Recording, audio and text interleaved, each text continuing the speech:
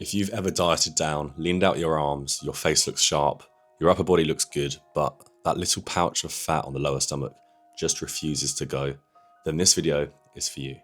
Unfortunately, no amount of ab crunches or magic fat loss trick is going to make that belly fat less stubborn. But in this video, I'll explain the rationale behind why this tends to be the case and what we can actually do to get rid of that last bit of stubborn body fat.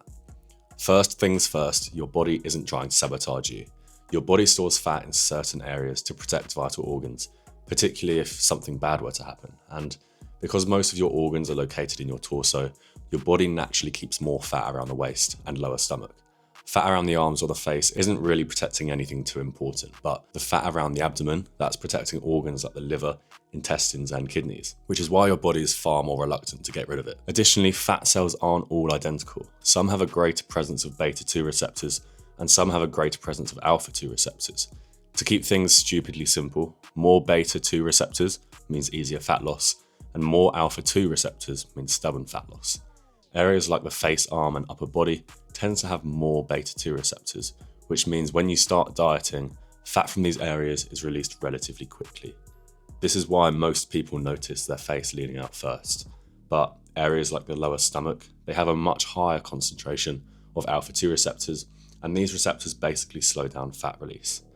Circulation will also play a role in fat mobilization, and areas with poorer circulation tend to lose fat more slowly, and the lower stomach is unfortunately one of those areas. Now, add genetics on top of this, with most men storing fat on their lower stomach and back first, and naturally, the last place fat is lost is usually in the same area.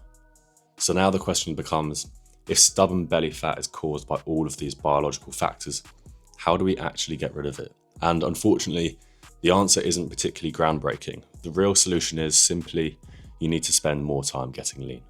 Your stomach fat will go, but for most men, it's simply the last place it goes, which means if you stop dieting as soon as your arms and upper body look lean, you'll never reach that point where the lower belly starts to come off. And whilst that sounds like bad news, the good news is that once you get close to that point, the changes start to happen faster visually, because when you're already lean, small changes in fat levels become much more noticeable. Despite everything we've just discussed, the basic principles of fat loss still apply.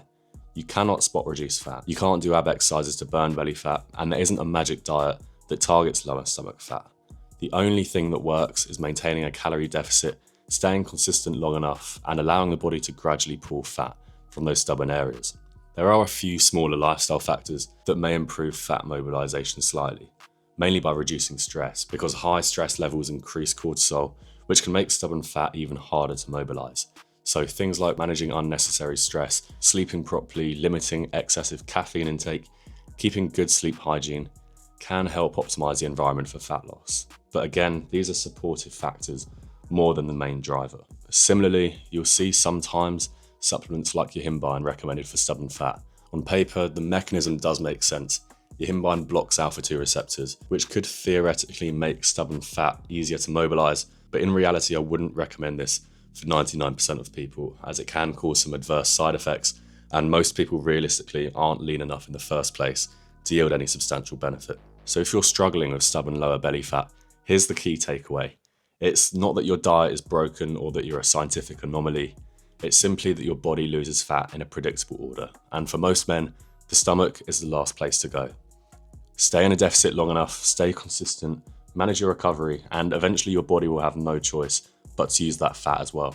If you found this helpful, make sure you subscribe, and if you want a full breakdown of how to structure your diet and training to get lean efficiently, check my description for my free 8-day course on how to structure training, lifestyle, and nutrition for your exact lifestyle.